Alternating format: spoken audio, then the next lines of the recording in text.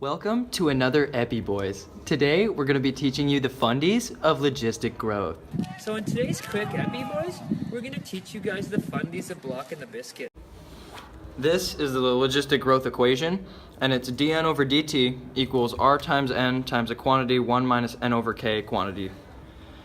N is a population, just any arbitrary population. N of t just represents the change in the size of that population with respect to t, or time.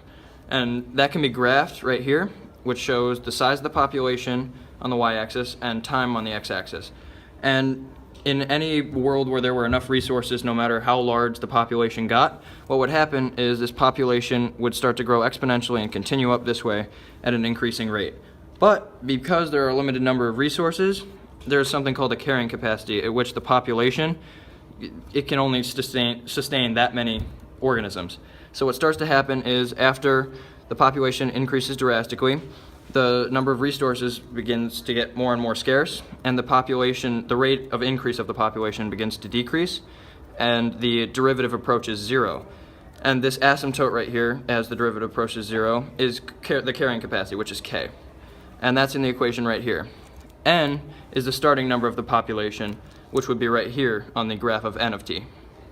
Then R is a proportionality constant, and that's unique to different populations. It's just a constant that factors into different equations.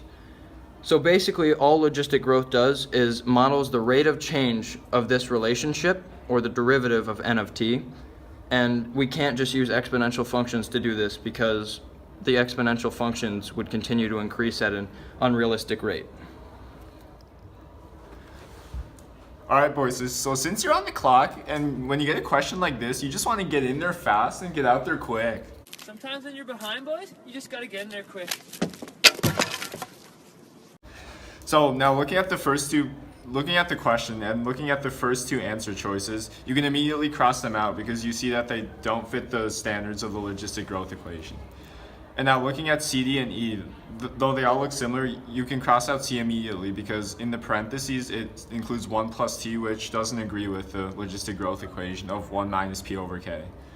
So now that you have narrowed it down to D and E, now looking at the logistic growth equation of Kp times 1 minus the quantity of P over K, looking at part E and looking at the Cy, and then times the quantity of 1 minus y, you can see that that's the right choice because like the logistic growth equation, it includes p on the outside of the parentheses and then 1 minus p over k on the inside. That suits what choice E gives you. Hi, so our problem is the number of antibodies Y in a tissue sample at time t is increasing according to a logistic differential equation. Which of the following could be the differential equation? So the basis of a differential equation has the rate of change, dp over dt, and then this is the slope, k over m, and the m is the carrying capacity, and the p is the population. So since the number of antibodies is y, and that's the population, we can p is the same. Could you substitute y for p? So it could be dy over dt, and then k over m times y, m minus y. And then, so these are our answer choices. So since our equation is dy over dt, it must be exclusively with only y's in the equation. So that's why you can cross out a and b and d. And we can cross out c also because it is not in the same form as the differential equation over here. It does not have the m minus p, the carrying capacity, minus the population. So the answer must be E, since it has the rate of change here. It has the y here, and it's only exclusively in y, and it has the m minus p also. So that's why our answer is. Okay, boys, I'm going to show you what to do when the college scouties are throwing multiple choices at you. Show the scouties some speed, boys.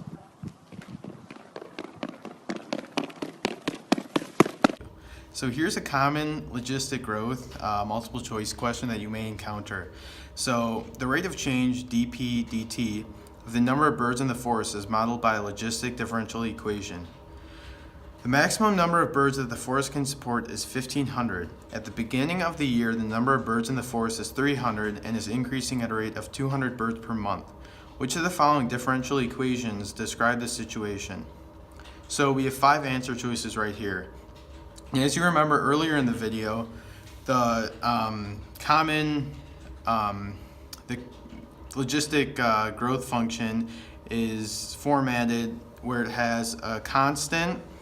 The variable here that's here appears outside of the parentheses and also inside of the parentheses. So as you can see in A and B, we can cross those out because the P does not appear outside of the parentheses. So we're left with C, D, and E. So the only difference between C, D, and E is the constant. So in order to figure out which is the correct answer, we have to solve for the constant. So we know dp dt, which is 200, because it says the population is increasing at a rate of 200 birds per month. So we know dp dt is 200, and that equals, I'm going to call the constant that we're solving for k, and then p is the starting population. So the number of birds of the forest at the beginning of the year is 300. So we will put 300 there, and then in parentheses 1500, and then minus p, which is 300 once again. So all we do is we solve for k. We just have to, 1500 minus 300 is 1200. When we multiply 300 times 1200, we get 360,000. When we divide 200 by 360,000, we get k equals 1 over 1800. So we can see that D is the correct answer choice because 1 over 1800 is the constant for that logistic growth equation. Was that good?